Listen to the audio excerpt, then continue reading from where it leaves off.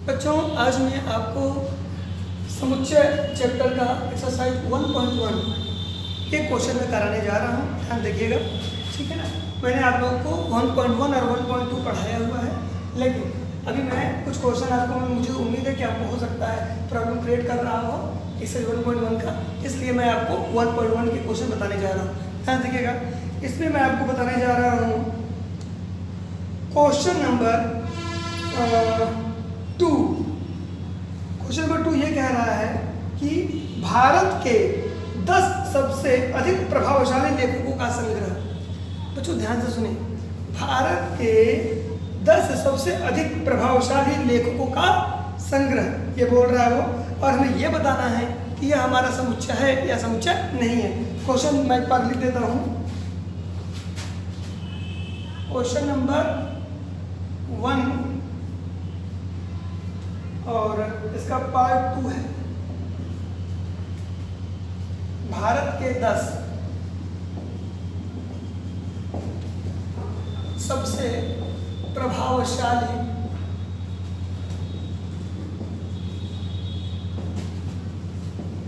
लेखकों का संग्रह। देखिए बच्चों, आप इसका आंसर कैसे देंगे वो मैं आपको बताने जा रहा हूं।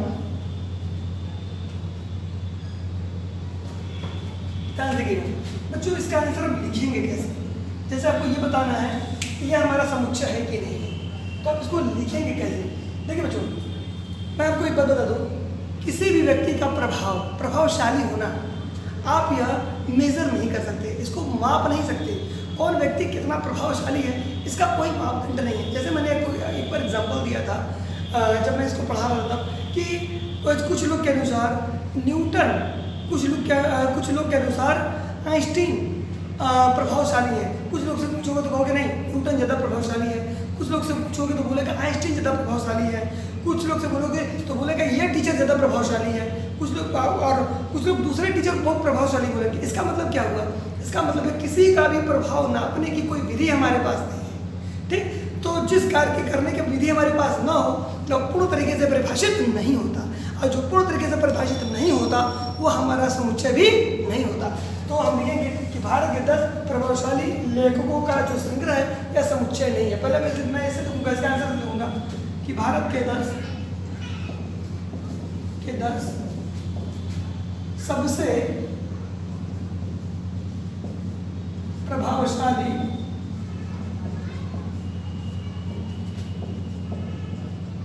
लेखकों का संग्रह लेखकों का समुच्चय नहीं है, समुच्चय नहीं है। क्योंकि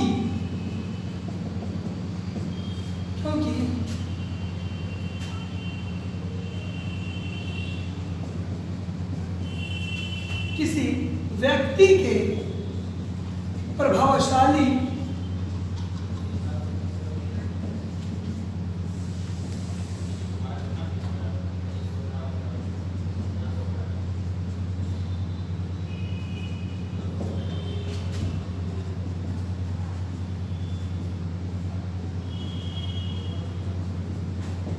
हमारे पास नहीं है।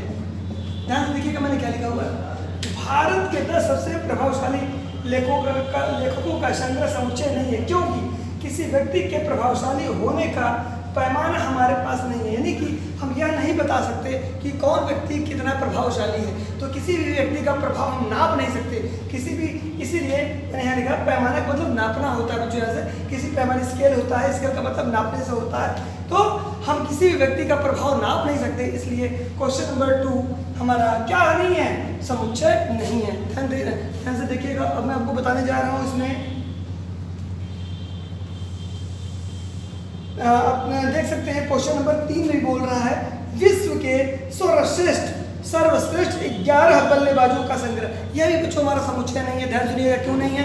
क्योंकि सर्वश्रेष्ठता की नाप हम नहीं कर सकते हमारे अनुसार। जैसे कि भारत में हमारे अनुसार सचिन तेंदुलकर सर्वश्रेष्ठ हैं, वैसे ही ऑस्ट्रेलिया के लिए सर डॉन ब्रैडमैन वो हैं सर्वश्रेष्ठ बच्चों। तो कहने का क्या मतलब है कि सर्वश्रेष्ठता नापने का तरीका हमारे पास नहीं है।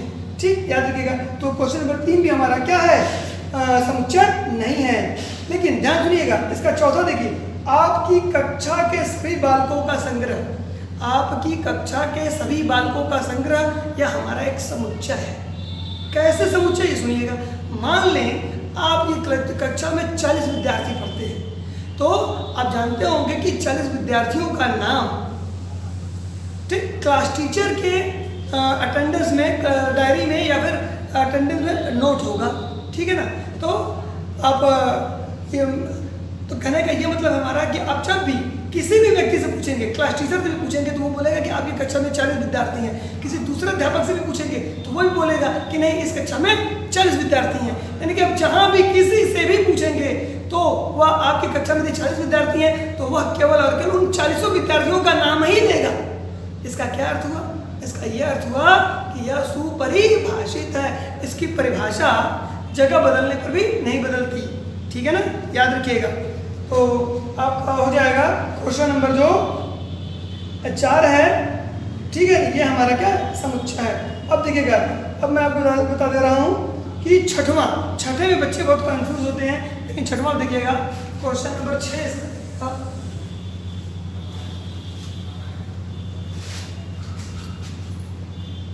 क्वेश्चन नंबर 6 कह रहा है, लेखक प्रेमचंद्र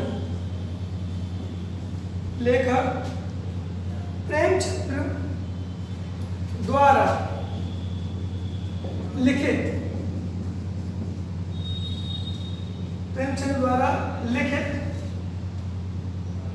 उपन्यासों का संग्रह।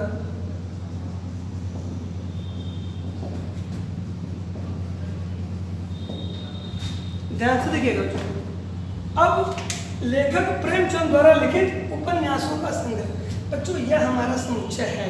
क्यों ये हमारा समुच्चय है? इसलिए हमारा समुच्चय है बच्चों क्योंकि ये सुपरिभाषित है। आप देख सकते हैं, आप लोग अब नेट चलाते हैं, नेट पर भी देख लीजिएगा कि प्रेमचंद द्वारा लिखित उपन्यासों का आप नाम वो केवल डाल देंगे, सर्च करेंगे तो आपको नेट वही ना उपन्यास बताएंगे जो मुंशी प्रेमचंद ने लिखे हैं। किसी दूसरे के लिखे गए, किसी दूसरे द्वारा लिखे गए उपन्यासों को नेट दर्शाएगा नहीं। तो आप भारत में पूछिए, भारत के बाहर जाके पूछिए, आपको ये मुंशी प्रेमचंद द्वारा जितने भी उपन्यास लिखे गए हैं सब के सब आपको इसका उत्तर हर जगह आपको समान मिलेगा, चाहे वो भारत हो या भारत से बाहर जाके पूछें। तो कहने का मतलब क्या है, लेखक, इसका आंसर लिखेंगे लेखक प्रेमचंद द्वारा लिखित उपन्यासों का संग्रह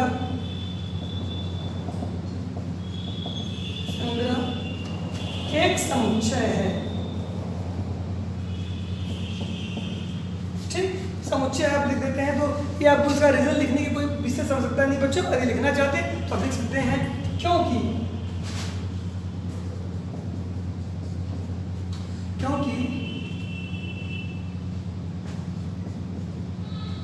प्रेमचंद द्वारा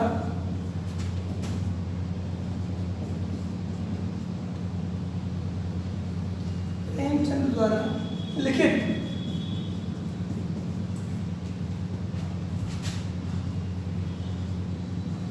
उपन्यासों को हम दर्शा सकते हैं या लिखित उपन्यासों को हम प्राप्त कर सकते हैं। ठीक है, तो आप चाहे तो कुछ रीज़न आप लिख भी सकते हैं, लेकिन रीज़न हमें लिखना चाहिए सामान्य तौर पर। यदि उपन्यास ये हमारा यदि समुच्चय है तो हम रीज़न नहीं भी देंगे तो हमारा काम चल जाएगा। लेकिन जब हमारा ये समुच्चय नहीं है तो इसका कारण हमें बताना चाहिए कि हमारा वो समुच्चय क्यों नहीं है। ठीक है ना, याद रखिएगा। ये आपका क्वेश्चन नंबर 1 का, ये हमारा कौन सा था, क्वेश्चन नंबर 1 का 6 पार्ट था ये। ठीक है, आप एक क्वेश्चन और देख सकते हैं इसमें, देखिएगा इसमें आप देख सकते हैं क्वेश्चन नंबर 8 में कह रहा है इस अध्याय में आने वाले प्रश्नों का संग्रह। इस अध्याय का मतलब क्या हुआ? इस अध्याय का मतलब हुआ आपका इस प्रश्नावली में जितने भी क्वेश्चन आ रहे हैं इस अध्याय में, इस चैप्टर में, ठीक है ना, इस अध्याय में जितने भी चैप्टर आ रहे हैं, क्या उसके क्वेश्चन की गणना आप नहीं कर सकते? एनसीईआरटी में के समुच्चय सेट में जितने भी क्वेश्चन हैं, आप एनसीईआरटी की बुक उत्तर प्रदेश में लेंगे तो भी वही सारे क्वेश्चन मिलेंगे। अब उत्तर प्रदेश के बाहर आप यदि महाराष्ट्र में जाके देखेंगे तो भी आपको एनसीईआरटी में वही सारे क्वेश्चन मिलेंगे। तो इसका मतलब ये भी हमारा क्या है, सुपरिभाषित है। तो याद रखिएगा बच्चों कि जो क्वेश्चन नंबर आपका 8 है, इस अध्याय में आने वाले प्रश्नों का संग्रह, यह भी हमारा एक समुच्चय है। और इसके बाद देखिएगा 9th, विश्व के सबसे खतरनाक जानवरों का संग्रह। विश्व के सबसे खतरनाक जानवरों का संग्रह हमारा समुच्चय नहीं है, क्योंकि हर व्यक्ति के अनुसार खतरनाक जानवर अलग अलग होते हैं। जैसे मैंने इसके पहले क्लास में बताया था, मेरे अनुसार खतरनाक जानवर टाइगर है, तो किसी दूसरे के अनुसार खतरनाक जानवर कोबरा सांप भी हो सकता है, किसी के अनुसार हाथी भी हो सकता है। तो आप ये किसी भी चीज़ का खतरनाक होना आप मेजर नहीं कर सकते। कोई स्केल नहीं है कि कौन व्यक्ति कितना खतरनाक है। अमेरिका में तो एक मकड़ी भी बहुत खतरनाक होती है बच्चों, ठीक है, याद रखिएगा।